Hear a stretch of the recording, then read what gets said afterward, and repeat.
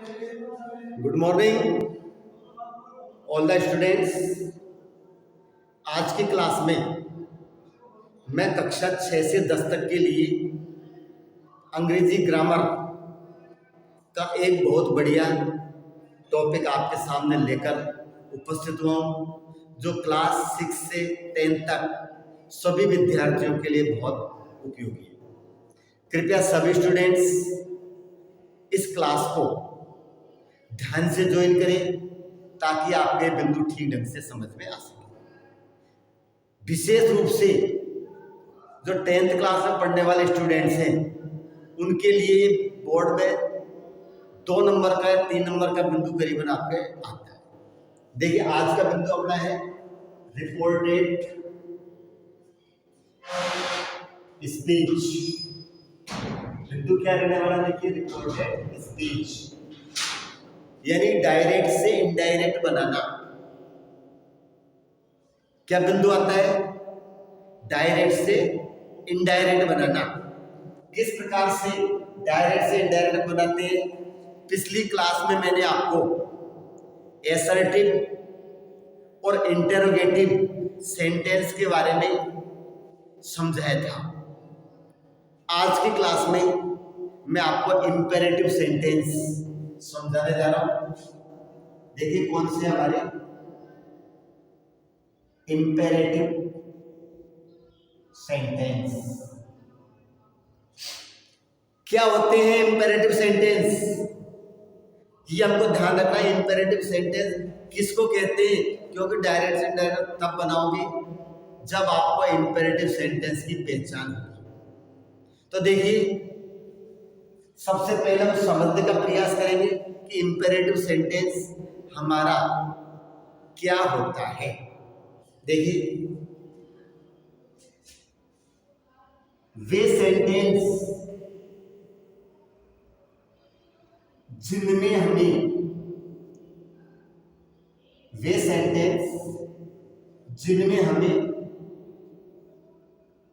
किसी न किसी प्रकार की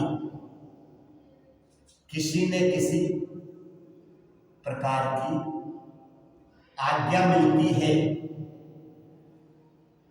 इंपेरेटिव सेंटेंस कहलाते हैं।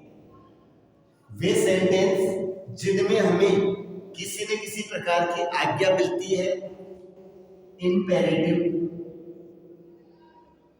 इंपेरेटिव सेंटेंस कहलाते हैं। इंपेरेटिव सेंटेंस कहलाते हैं। ये इसकी सबसे बड़ी पहचान है कि इस प्रकार के वाक्य जिनमें हमें किसी न किसी का ऑर्डर मिलता है वो हमारे इंपेरेटिव सेंटेंस कहलाते हैं। ठीक है, ये तो पता चल गया। हम कैसे पहचानेंगे, उनकी क्या विशेषताएं होती है? तो देखिए नंबर 1, इन वाक्यों में सब्जेक्ट साइलेंट होता है तथा सेंटेंस मेन वर्ब से प्रारंभ होता है। सब्जेक्ट साइलेंट होता है तथा सेंटेंस मेन वर्ब से प्रारंभ होता है। इन वाक्यों में सब्जेक्ट साइलेंट होता है और सेंटेंस मेन वर्ब से प्रारंभ होता है। नंबर 2, कमांड, रिक्वेस्ट, प्रोविजन व एडवाइस का भाव होता है। तो देख क्या होता है, कमांड, रिक्वेस्ट, प्रोविजन व एडवाइस का भाव होता है। या तो ऑर्डर मिलता है, निवेदन किया जाता है, किसी काम करने का प्रतिबंध होता है या फिर सलाह दी जाती है। तीसरा लिखेंगे, तीसरी quality, please, kindly, do not, whenever आदि वर्ड्स सेंटेंस के प्रारंभ में होते हैं। आदि वर्ड सेंटेंस के प्रारंभ में होते हैं। ये इंपेरेटिव विशेषताएं हैं। जैसे लिख दिया एग्जाम्पल लिखेंगे, ओपन द डोर। क्या लिखा बताइए? Open the door. ठीक है, open the door. Second, please give me your book. Third लिखेंगे यहां पर। तीसरा जो एग्जाम्पल हम लिखने वाले वो हमारा है do not touch electric wire. Do not touch electric wire. चौथा वाक्य है हमारा नेवर टेल ए लाई। इस प्रकार से ये हमारे इंपेरेटिव सेंटेंस है। हम यहां पर देखेंगे कि ओपन द डोर सेंटेंस क्रिया के फर्स्ट फॉर्म से प्रारंभ है और इसमें सब्जेक्ट साइलेंट है। हालांकि सब्जेक्ट है लेकिन वो यहां पर क्या है? साइलेंट। तो वे वाक्य जिनमें सब्जेक्ट साइलेंट होता है और सेंटेंस मेन वर्ड से प्रारंभ होता है वो हमारे इंपेरेटिव सेंटेंस कहलाते हैं। तो इनकी ये विशेषता है कि या तो हमारा सेंटेंस B1 से प्रारंभ होगा,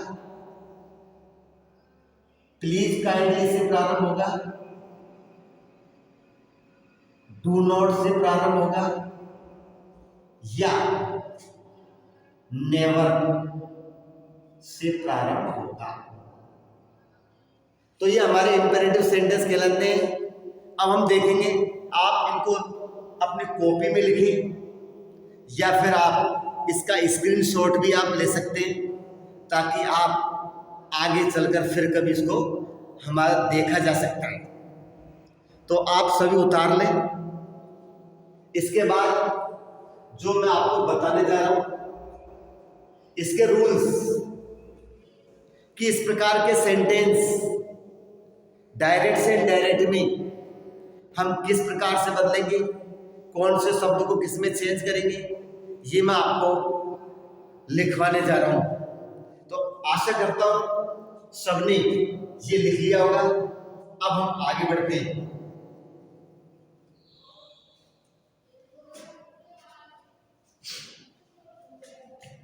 इंपेरेटिव सेंटेंस को डायरेक्ट से इनडायरेक्ट में हम किस प्रकार से बदलते हैं। रूल्स क्या लिखेंगे हम यहां पर? देखिए रूल्स। इसके रूल्स नियम क्या है, किस प्रकार से हम उनको चेंज करेंगे। तो सबसे पहले देखिए, आप ये स्पष्ट समझ लें कि इंपेरेटिव सेंटेंस को डायरेक्ट से इनडायरेक्ट में बनाना कोई बहुत बड़ी बात नहीं है, बहुत सिंपल है। जो नियम हमने एसर्टिव और इंटेरोगेटिव में लगाए थे सेम वही काम हमको करना है। तो देखिए थोड़ा सा चेंज है। सबसे पहले रिपोर्टिंग वर्ब में सेड अथवा सेड टू। रिपोर्टिंग वर्ब में सेड अथवा सेड टू को ऑर्डर्ड, रिक्वेस्टेड, एडवाइज्ड,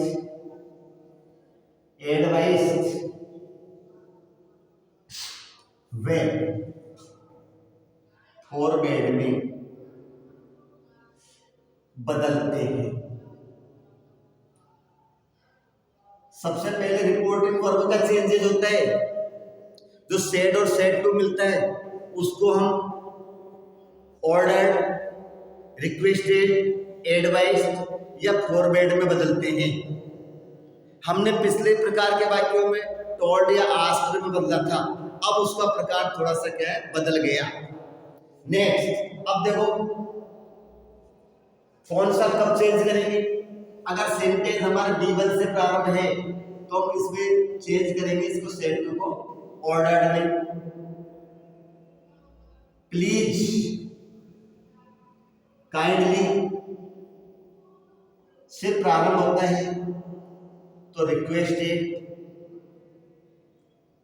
अगर हमारा सेंटेंस डू नॉट से प्रारंभ होता है तो फॉरवर्ड में चेंज करेंगे, और नेवर से प्रारंभ होता है तो इसको एडवाइज्ड में चेंज करेंगे। तो सबसे पहले ये क्लियर होना जरूरी है कि कौन सा शब्द कब यूज किया जाएगा। ये रिपोर्टेड स्पीच में डिपेंड करेगा कि हमें इन चारों में से कौन सा लगाना है। तो अब आपके समझ में आ गया होगा। सेकंड, दूसरा इसमें है कनेक्टिव। कनेक्टिव के रूप में टू का यूज करते हैं। कनेक्टिव के रूप में टू का यूज करते हैं। तीसरा लिखेंगे रिपोर्टेड स्पीच में से please, kindly, do not, when never. Please, kindly, do not को हटाते हैं। Please, kindly way do not को हटाते हैं, लेकिन क्या करेंगे, नेवर को क्या करते हैं, क्या करेंगे, नेवर को हटाते नहीं है, उसको कनेक्टिव के पहले रखते हैं, लेकिन नेवर को नहीं हटाता, नेवर को नहीं हटाया जाता, लेकिन नेवर को नहीं हटाया जाता है। ध्यान रखना, please, kindly way do not हटा देते हैं, लेकिन नेवर को नहीं हटाया जाता। अब तो हटाते नहीं है तो फिर क्या करते हैं, तो देखिए नेवर को कनेक्टिव टू से पहले रखते हैं, कनेक्टिव से पहले रखते हैं। चौथा नियम इसमें है प्रोनाउन परिवर्तन। प्रोनाउन परिवर्तन एसर्टिव सेंटेंस के समान करते हैं। प्रोनाउन परिवर्तन एसर्टिव सेंटेंस के समान करते हैं। प्रोनाउन परिवर्तन एसर्टिव के समान करते हैं। ये एसर्टिव में कैसे किया जाता है, फर्स्ट पर्सन किसके अंदर, subject answer, second person object answer, और जो हमारा थर्ड पर्सन होता है उसमें नो चेंज। इस प्रकार से प्रोनाउन परिवर्तन होता है, first person subject answer, second person object answer, और थर्ड पर्सन का नो चेंज। पांचवा लिखिए टेंस वे समय दूरी वाले शब्दों में कोई चेंजेस नहीं होता, कोई चेंजेस नहीं होता, यानी इसमें टेंस नहीं बदलता। और जब टेंस नहीं बदलता तो समय दूरी वाले शब्दों में भी कोई चेंजेस नहीं होता। तो ये 5 नियम थे।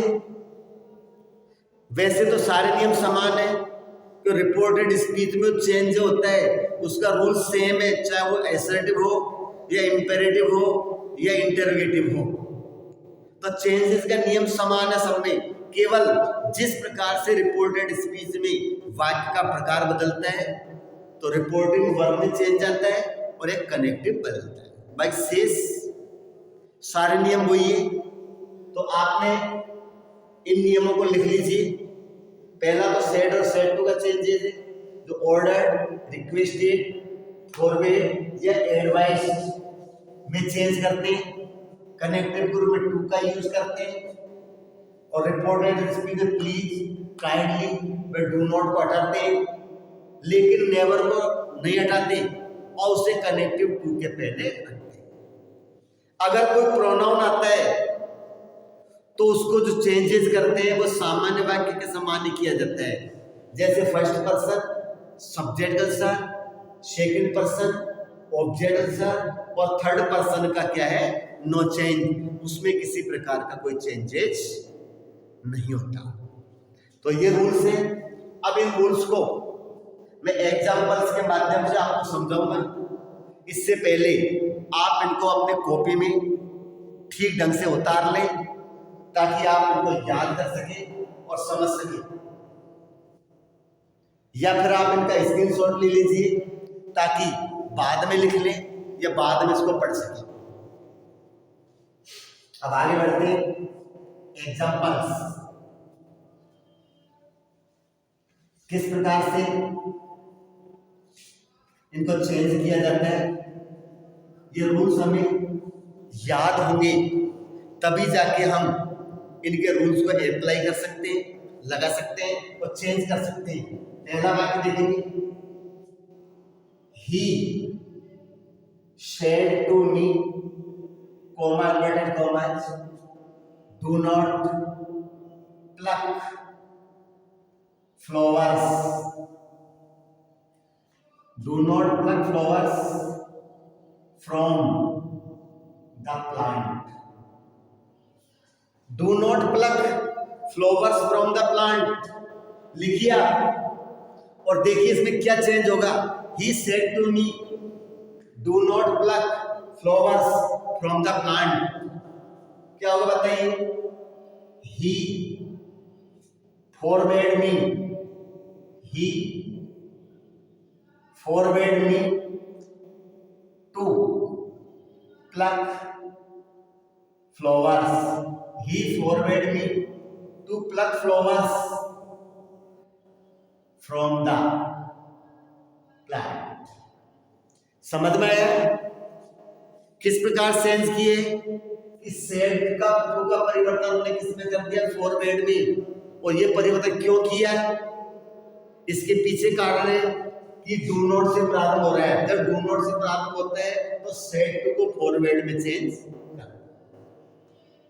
कनेक्टिव टू लगा दिया, फिर डू नॉट को हटा के शेष वाक्य जो होता जो रखते, कोई विशेष नहीं है। अगर आपने पिछले वाक्यों को पढ़ा हो, अगर पिछले वीडियोज को आपने देखा हो तो निश्चित रूप से आपने असर्टिव और इंटरोगेटिव को पढ़ा होगा। और नहीं पढ़ा तो प्लीज आप मेरे चैनल को खोलें। चैनल में प्लेलिस्ट है, प्लेलिस्ट में डायरेक्ट का टॉपिक है, उसमें 4 वीडियो बने हुए हैं, उनको जरूर देखें तो आपको और अच्छा समझ में आएगा। Second, the teacher said to the students, the teacher said to the students, never tell a lie. Teacher said to the students, never tell a lie. अब never से प्रारंभ है तो said to को किसमें चेंज करेंगे आप बताइए। आप लोग अभी बताया था जब never से प्रारंभ होता है तो सेड टू को एडवाइस्ड में चेंज करते हैं। देखिए क्या बनेगा, the teacher advised the students to know. अब एडवाइस द स्टूडेंट्स लिख दिया। अब नेवर को टू हटाते नहीं है, इसलिए तो क्या करेंगे, कनेक्टिव के पहले लाएंगे। तो सबसे पहले क्या करें, नेवर, फिर करें टू टेल ए लाई। इसी प्रकार में एक वाक्य और समझ लीजिए, he said to me never abuse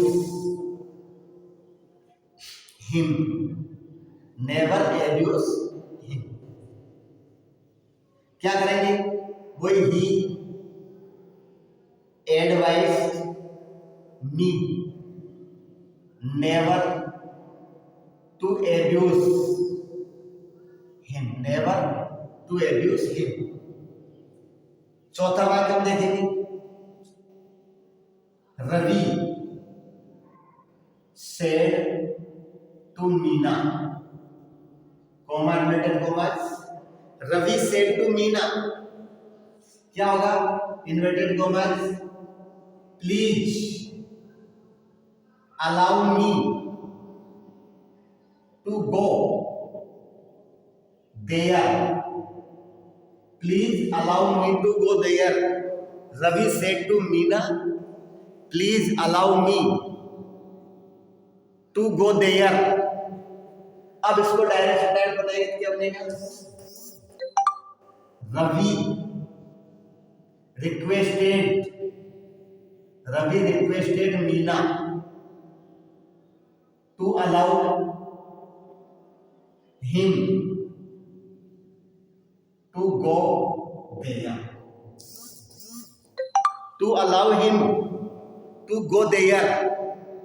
इस प्रकार से यहां पर Ravi requested Meena to allow him to go there. Next अगला वाक्य,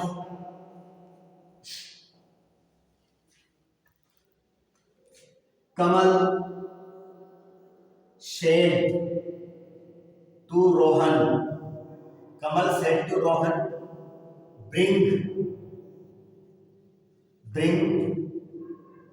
books from market, bring books from market.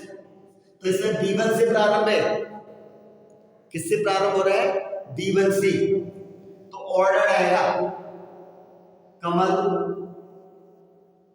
Order Rohan to bring books from market, to bring books from market. इस प्रकार से हम इंपेरेटिव सेंटेंस को डायरेक्ट से इनडायरेक्ट बदलते हैं।